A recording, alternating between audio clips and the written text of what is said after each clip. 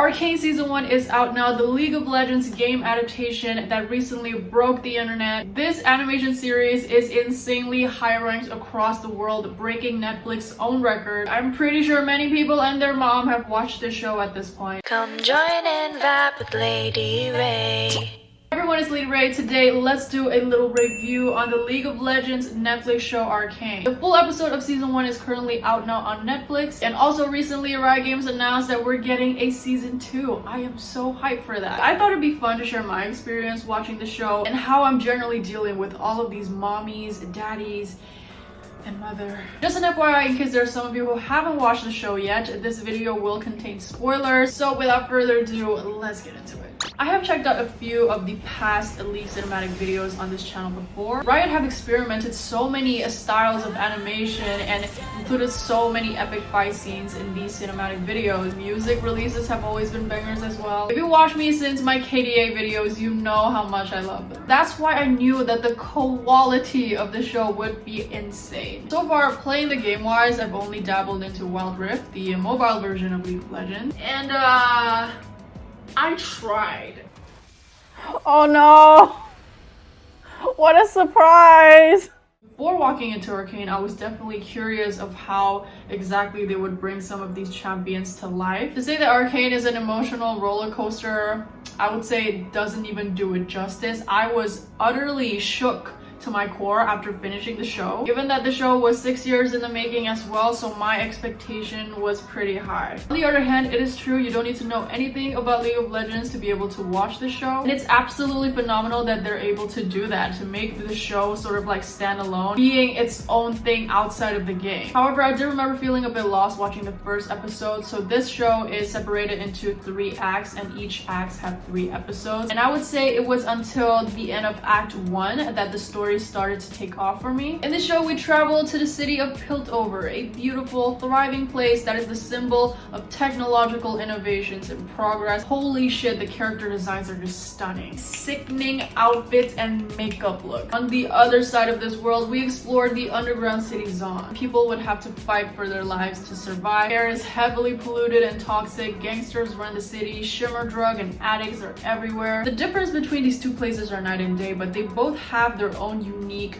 environment and culture. Although Zaun is not an ideal living space whatsoever, it does seem to have the potential to develop and advance as a city. Because we do have people in Zaun that is keeping the city alive, making new scientific or technological creations, although it can be questionable and life-threatening. But I do think that the designs of both Piltover and Zaun are equally beautiful and mesmerizing. Initially, I did not expect to end up being so emotionally invested in these characters. The story between the main character, Vi, and Jinx is just so heart-wrenching. Even though I knew that things would not end well between them, it's still very painful to see them going through trauma after trauma, especially when Jinx fully transformed from Powder, the innocent and fragile little girl that she once was. Look at how cute Powder is. She's so small and sweet, and I just want to give her a hug. I would say that it's been a while that a character made me feel so sad. The last time that happened was probably when I rewatched Graveyard of the Fireflies. I would still say that one is still more intense, since I cried like a newborn baby in that one. We see Jinx started out as this little tiny bebe who just wants to be loved and cared for, but somehow every time she wanted to do something good, she ends up making things worse and causing irreversible damage, and result being abandoned again and again. We all know that Jinx is a ticking time bomb. It's just a matter of when that she cracks, but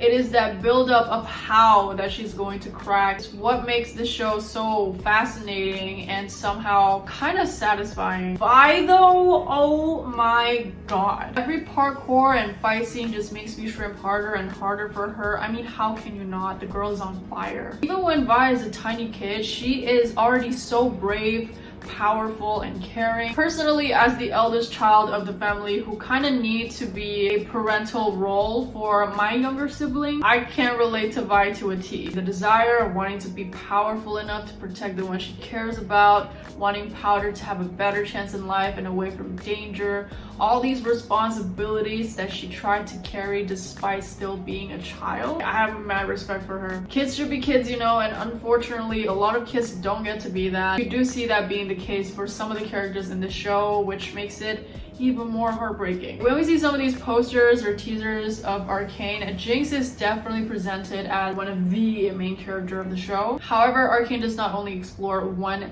single storyline. The show is rich with various characters trying to make way in this world with their own moments of triumphs and sorrows. We have the scientist power husbands, power duo Jace and Victor, wanting to better the lives of others by using science to control magic. They had to question their morals many times along the way and decide what's the right way to utilize their research. We do see when their opinion starts to differ and how powerful resources being in the hands of the already rich and powerful can further divide the two living classes. Also, we can't not talk about the hex tech before sex tech thing. That was the second time when I actually gagged. Oh, man out here grinding women while the other homie almost died grinding word. Damn. We had discussions with some of the members in our Discord server, and someone said there's no way that Victor would last. Like, he would bust a nut and shout a shadow realm. I mean, he did look very fragile, but I'm sure that work is more exciting for Victor anyways. Next, we have Daddy Vander, absolute champion of a father figure, single-handedly raising 2 daughters while being the leader of Zaun. This man is willing to sacrifice anything to protect the one he loves most. The end of Act 3 was absolutely brutal and heartbreaking, and that was the moment that I knew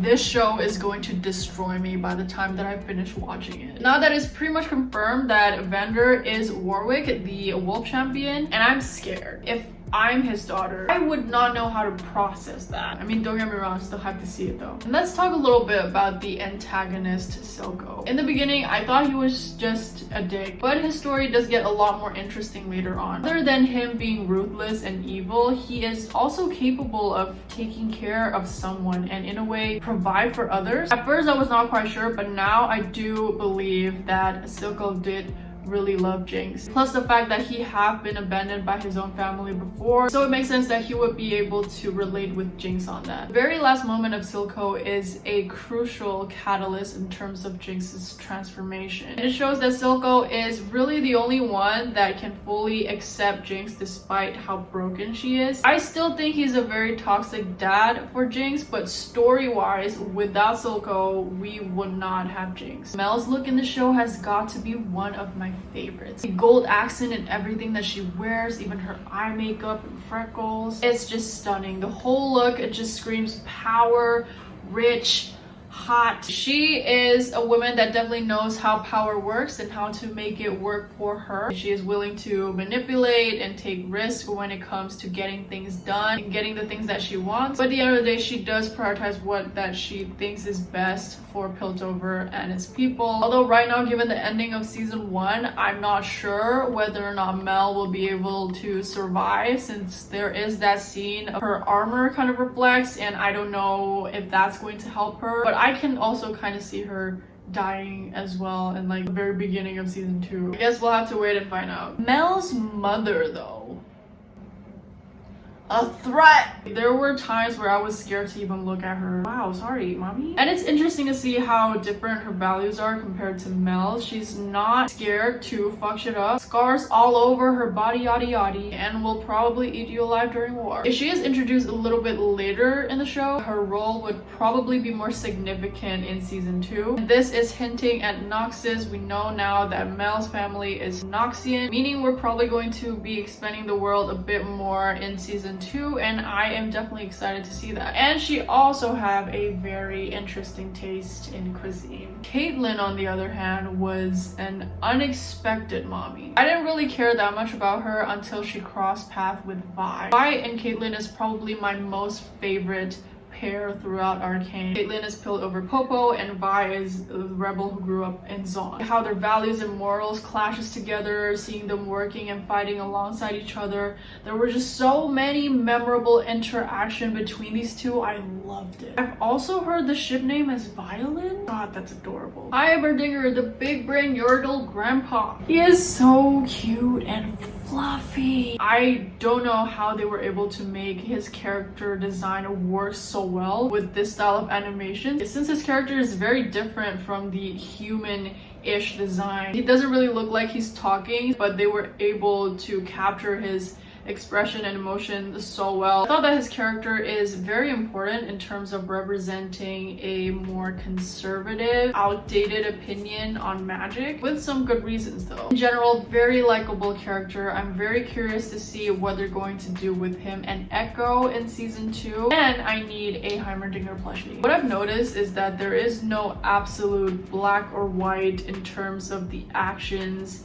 and choices of the characters within the show. Arcane shows that sometimes, even if you do have good intentions or the best intentions and you give it your all, accidents can still happen and you can still royally fuck up. There are a lot of things that are not within our control, but sometimes we still have to make hard decisions, and we see how that comes to play and affect the characters within Arcane. Other things to know about this show is that I personally think the music is great. With each act, the music genre kind of changes and shifts with the story. I'd say that Act 3 would be my favorite music-wise. Echo's opening song was just so lit and very my cup of tea. And the fight scenes.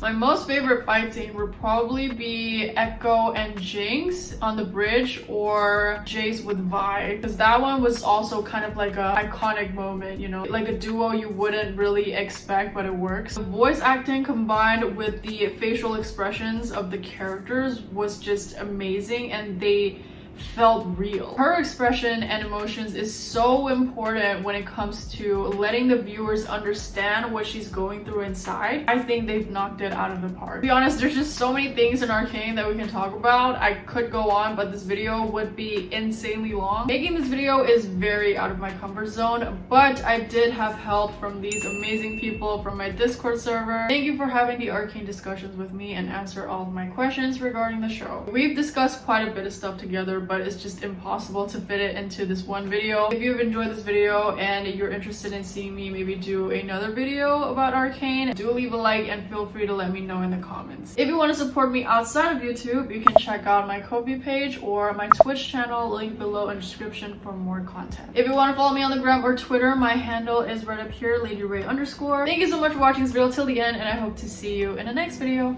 Bye!